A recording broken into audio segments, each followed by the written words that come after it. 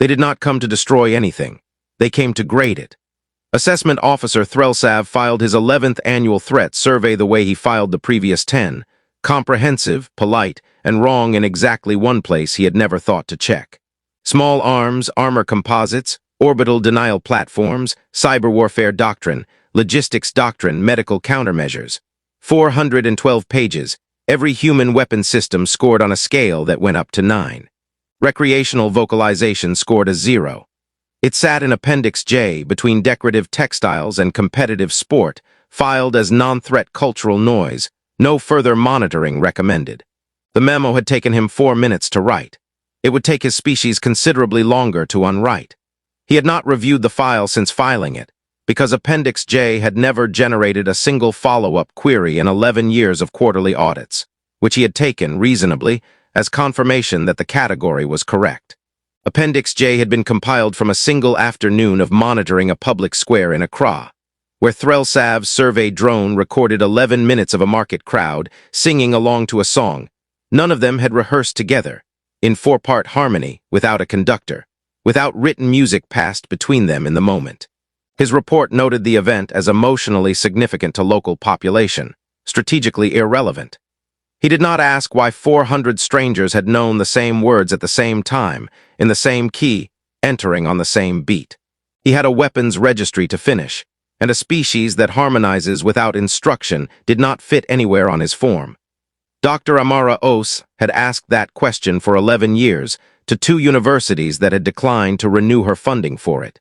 The second rejection letter had used the word unfalsifiable twice in one paragraph, and she had kept it folded into the back of a notebook, the way some people keep a bad review.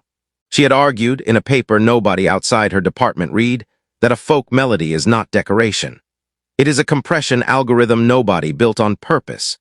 Information folded into rhythm and repetition, so that a population can carry it without paper, without wire, without anyone in charge, and without anyone needing to trust a single person more than they trust the tune itself.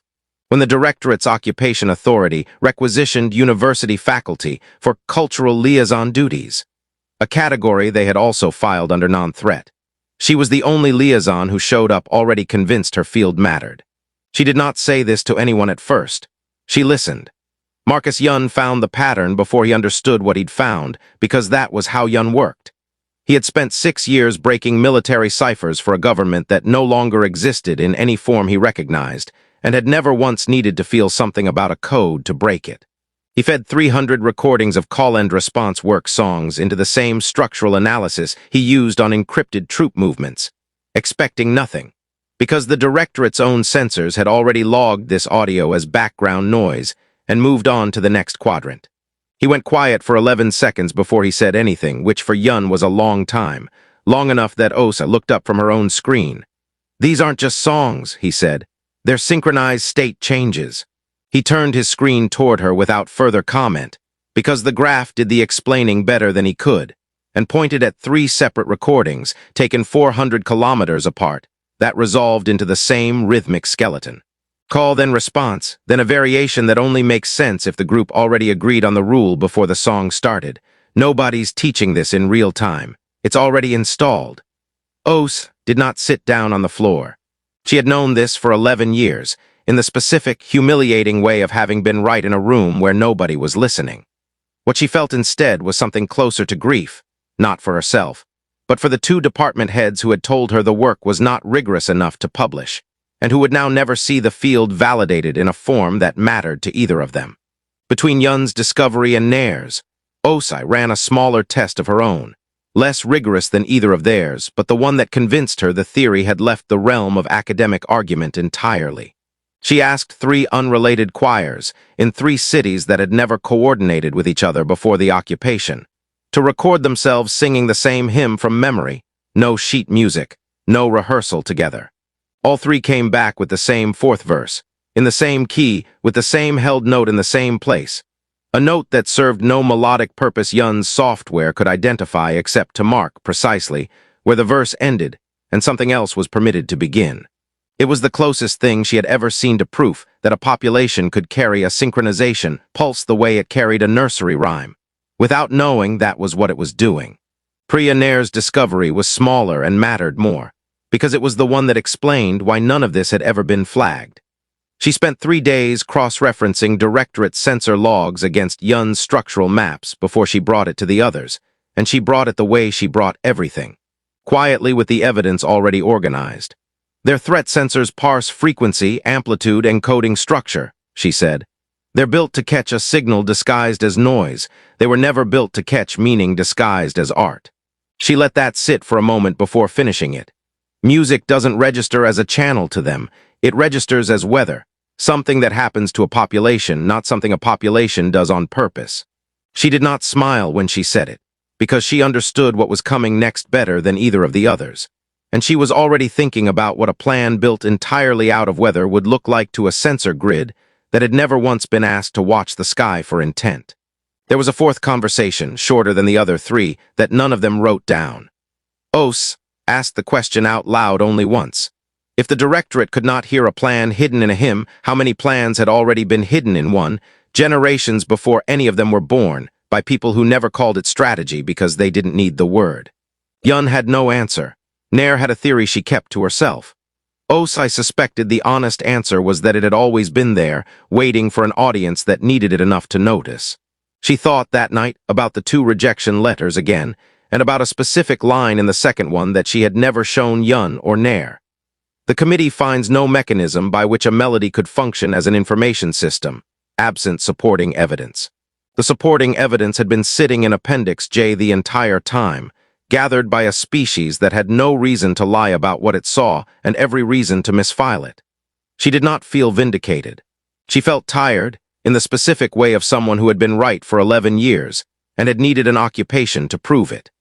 The Directorate's response, when it came, arrived in the language of an entity that had been perfecting condescension for longer than humans had had a written alphabet. This directive constitutes a temporary and reversible administrative action. It does not imply hostile intent. All electromagnetic transmission bands, civilian and military, are to be suppressed for the duration of the cooperative transition period. Compliance will be interpreted as evidence of the population's continued good faith. Total spectrum suppression began at 400 local time across every occupied city, effective in 6 days. Every radio station would go dark. Every data network would go silent. Threlsav's Directorate had run the projection twice and concluded, correctly, according to every model they had ever built, that a species without radio cannot coordinate an uprising across 4 continents in under a week. They had run the projection assuming coordination required a channel they could see. Nobody on the survey team had asked whether it required a channel at all. Osai's response to the deadline was not fear. It was arithmetic, done at speed, the way she had once calculated grant deadlines instead of casualties. She had 6 days before the suppression order, 4 Discovery Team members who already trusted the shape of the plan, and a folk melody structure that had never once needed electricity to move 100 kilometers. What she did not have was time to explain the theory to anyone who would need it in practice, and she decided, within the first hour, that she would not try. Explaining a synchronization pulse to a choir director would only give the Directorate a second conversation to intercept. The plan would have to work the way the mechanism itself worked, carried, not explained, without anyone outside 3 offices ever being told what it was for. The plan needed no meeting. That was the entire point, and it was also the part Osai was least sure would survive contact with 6 days instead of 6 years. Every choir that still rehearsed under supervision added 1 new hymn to Sunday's program, a hymn whose 4th verse had been quietly rewritten that week and taught by ear. The way hymns had always been taught, person to person, in rooms the Directorate's sensors logged as devotional gathering, non-threat, category 0. Factory work songs, the ones foremen still permitted because morale metrics improved with them, a fact the occupation had noted approvingly in its own labor productivity reports. Picked up a new call-end response verse passed the same way work songs had always moved, mouth to mouth across a shift change, needing no memo and leaving no file. Street performers, tolerated because busking scored a 0 on every threat scale ever filed, played a specific chord progression at specific hours in specific squares. 3 notes repeated in a pattern that meant nothing to anyone who hadn't been taught to listen for it, and everything to anyone who had. Nobody transmitted a plan. Nobody needed to. 400 years of a species learning things by singing them to each other had already built the network, quietly, generation over generation, for reasons that had nothing to do with war. The occupation had simply never thought to look at it, because looking at it would have meant admitting Appendix J was wrong. And Threlsav's directorate did not have a category for admitting that until it was much too late to matter. At 400 on the 6th day, in total electromagnetic silence, in 100 cities, on cue from a chord change, a child could have hummed. Ordinary people who had spent 6 days learning a song did what the song told them all at once, with nothing broadcast to give the moment away. There was no countdown. There was a melody, and then there wasn't, and the silence itself was the last note anyone needed. The occupation garrisons had prepared for radio silence. They had not prepared for people converging on a checkpoint, because a hymn told them 400 was the hour, and none of it showing up as anything but noise on a sensor built to catch signals, not meaning. It was not a battle so much as an unlocking. 9 garrison checkpoints, built to repel force with force, were not built to notice a crowd that had simply always intended to be there, and had never once needed to say so out loud. 4 surrendered within the first 11 minutes, unwilling to fire into unarmed civilians whose only weapon had been already knowing the words. 3 more held for under 40 minutes before losing the numbers advantage entirely, as neighboring streets emptied into the same squares on the same chord change. The last 2 held for just over an hour, the longest resistance of the night. 1 garrison commander, according to the intercept Nair recovered afterward, spent most of that hour requesting instructions for a scenario his manual did not contain, because every scenario his manual did contain assumed the enemy would arrive carrying something his sensors could name. Directorate Command, watching sensor feeds that registered nothing but background cultural activity, converging city by city into unexplained mass movement, cause unclear, ordered a full withdrawal they did not yet understand the reason for. No Kesarine weapon was fired that night that the historical record considers decisive. The decisive weapon had been sung in public for weeks, in plain hearing of every sensor the Directorate owned, filed under a category worth 0. Threlsav's official communication arrived within hours, bureaucratically unchanged, the same devastating politeness that had written Appendix J it called the events, a temporary coordination anomaly of unclear origin, under active review, and requested clarification the Directorate did not, in that document, appear to actually want. His personal transmission arrived 2 days later, unpolished, sent on a channel he was not required to use and had never used before. There was a silence before he spoke, longer than protocol required, long enough that Osai wondered if the message had failed to transmit at all. "I filed your music as non-threat," he said. "I want to understand what I filed it as instead. I do not have a category for a technology that requires no transmitter, no hardware, no meeting. A technology that is simply agreed upon by everyone who was ever taught to sing it, and that improves the more freely it is allowed to spread, rather than the more tightly it is controlled. I called it audacious, in the report I have not yet sent. I am not certain the word is strong enough. I was wrong about what your species carries, and I was wrong in a specific way I would like corrected if you are willing to correct it." Osai read the message twice before she answered it, and when she did not ask for an apology. She had spent 11 years being told her field was not rigorous, and she was not interested in spending the next 11 being told it was dangerous instead. Both were the wrong category. She was already 3 pages into a proposal for the first Kesarine Human Cultural Exchange Protocol. Not a treaty, not a surrender document, a curriculum, before Threlsav's transmission had finished decrypting on her end. Yun had asked once whether she was worried about handing them the theory now that they knew to look for it. She had told him the theory was never the weapon. The weapon was 11 years of people already knowing the words before anyone asked them to.